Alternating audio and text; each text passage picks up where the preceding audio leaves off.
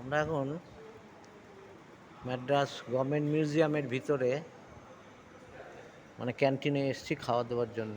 ভারী সুন্দর জায়গাটা।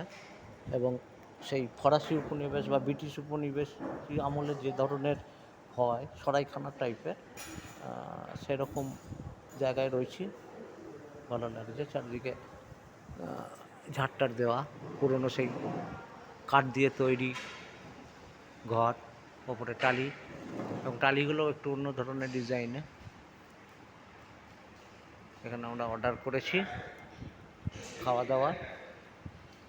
বেশ একটা আলাদা কেমন আমার জন্য কেমন ফরাসি ফরাসি স্বাদ লাগছে। ফরাসি রেস্তোরাঁ টাইপের আর কি, সত্যি রেস্তোরাঁ যেন।